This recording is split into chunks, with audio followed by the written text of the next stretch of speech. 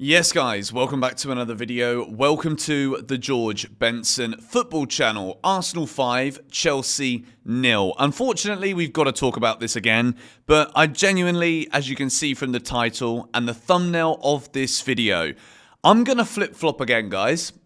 I'm just like, and this is the nature of the beast, right? I upload videos, I try and upload videos every day. Sometimes I don't upload every day.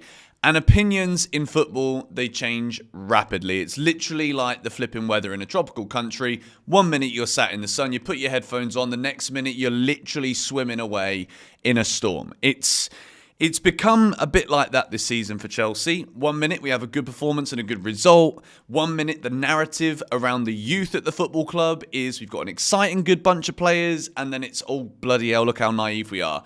And then there are certain moments, there are certain performances, certain results that no matter which angle you look at it, certain things in football just mean that change has to happen. And Chelsea losing 5-0 at Arsenal, the biggest defeat that Chelsea have ever had in a London derby, Mauricio Pochettino being the manager, and even the in-game stuff, which could potentially change the outcome, as the game was only 1-0 Arsenal at half-time. Chelsea weren't atrocious in the first half, but for Chelsea players to come out at the beginning of the second half, genuinely looking like we were already 5-0 down, is the problem. It's happened on too many occasions this season where Mauricio Pochettino gets hold of the players at half-time when things aren't good already, and we come out and we're even worse. And for me, the patterns that we're seeing there, as much as I've been saying recently, and again, I have to just, instead of just saying like, oh, well, just hire Thomas Tuchel. No, I want there to be some genuine discussion allowed from this video. I have been more positive because of the results. I've been more positive because if you actually look at the factual, like how many points Chelsea have got, we've started scoring loads of goals, and in 2024 in the Premier League, we're not as bad as the league table suggests, but like it's a bigger picture. Over the course of the season, you can't just start the season on January the 1st and that be the table come the end of May. So you've got to be in reality a little bit here. And to see Chelsea capitulate the way that we did, and I think it's more the case of if you listen around the Emirates Stadium, Arsenal fans are singing that you're effing shit at Chelsea after 55 minutes. You've got the Chelsea away end, which, to be honest, Chelsea away support is always sensational. We've got phenomenal away fans up and down the country. Yes, Arsenal isn't that far away. It's just North London. It's up the road for most people. But, like, the fact of the matter is that away end is emptying out. Chelsea fans, we never get to a point where we don't actually want to watch. And this game against Arsenal, it genuinely was, I don't want to watch this because it hurts too much. And at the end of the day, we hear the same things. There's only so many times oh, we've had loads of injuries, which is valid, but like eventually you've got to just make do with what you've got. And it needs to be not necessarily about, okay, well, we don't have as good players as Arsenal. Like, that's obvious. Like, this Arsenal team, they've been in development for so long. They've actually got experienced players in the team. Pochettino can't necessarily just make Noni Madueke a 27-year-old or make Nicholas Jackson a 29-year-old striker in his prime. Like, there is certain things that we have to deal with. But at the end of the day, mentality and installing something that just doesn't see us capitulate to the point of embarrassment is on the manager.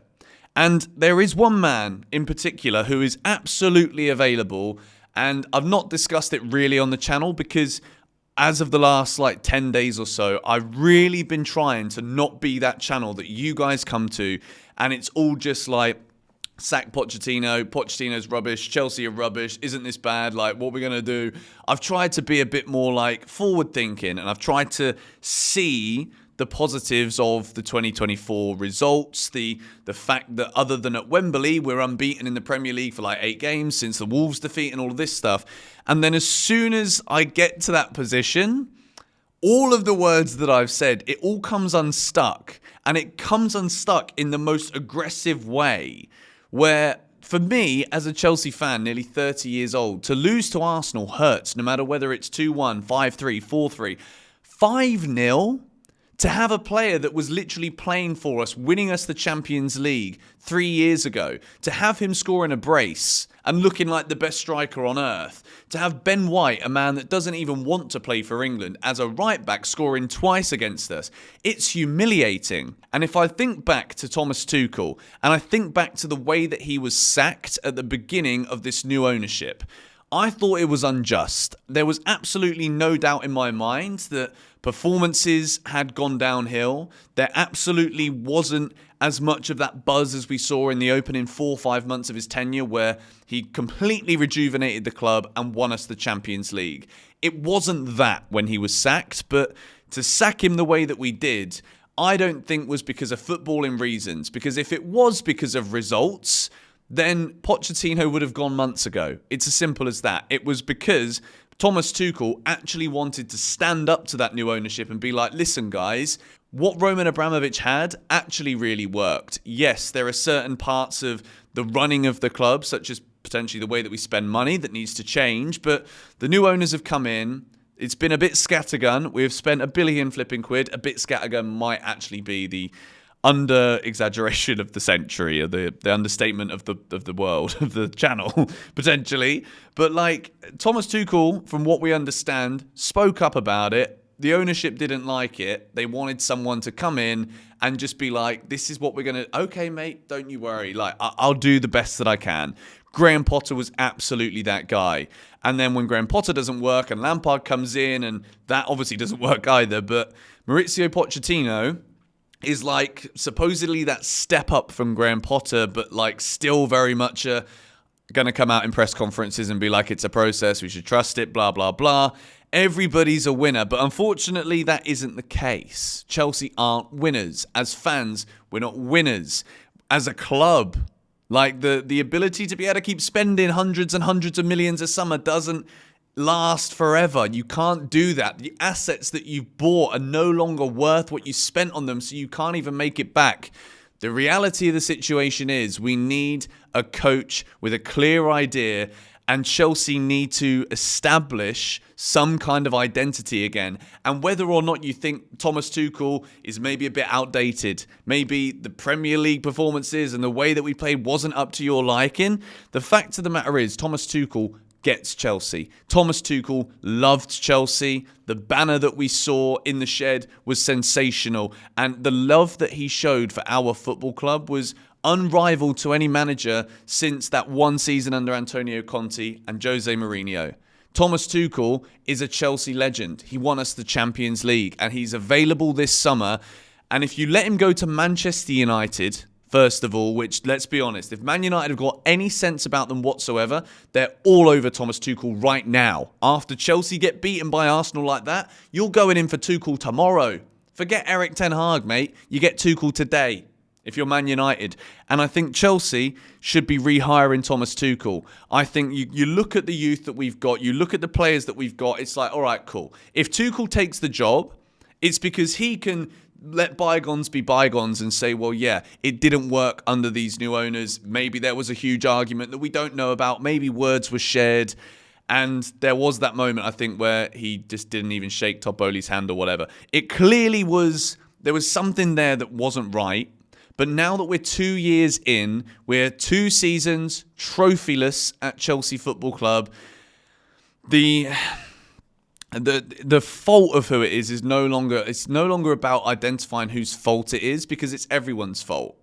The recruitment has been awful. The new ownership in terms of hiring the people to recruit the people, the heads of recruitment, that's just all been wrong. There is one man at Chelsea right now inside the club who is doing a sensational job and is an amazing football brain. His name is Joe Shields. What you do is you let Joe Shields and Thomas Tuchel sit in a boardroom. Get as many whiteboards as you want. Make the entire wall around the vicinity a whiteboard. Get different coloured pens. And you just write down what this team needs. Let Thomas Tuchel analyse every single flipping video. Everything that's been good. Everything that's been bad about Chelsea this season. And let him work with Joe Shields and let him buy the players that he wants. Let him look at this team and state the obvious that we need some experience.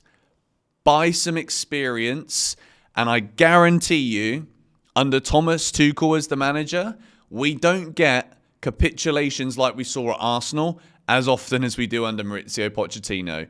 And I don't think we see as dreadful football as we have seen under Graham Potter, Frank Lampard.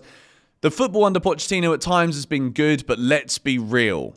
We cannot defend to save our lives, and Thomas Tuchel is a manager that builds all of his teams around a strong defensive structure. We've already got players going forward that can hurt oppositions.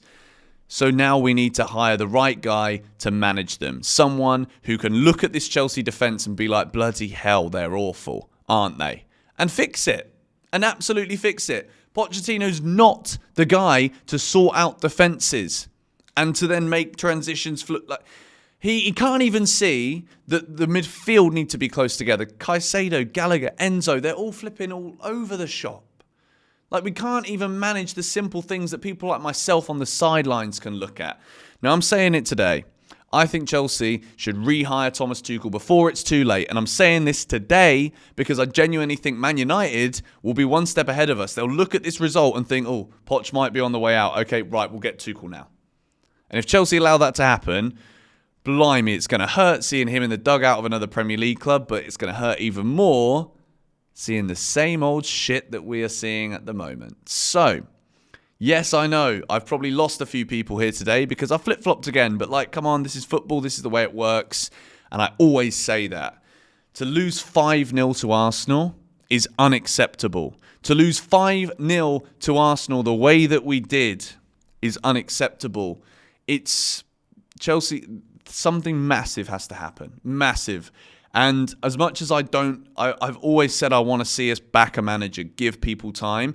The whole rip it up and start again thing, at this point, I genuinely think it's the way to go whilst there's someone still there that can allow me to like hook and cling onto something and some part of this club that I love.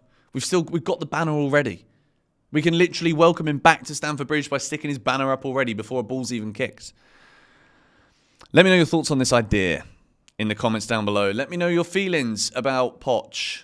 Like, I genuinely, you guys know, I was trying to back him.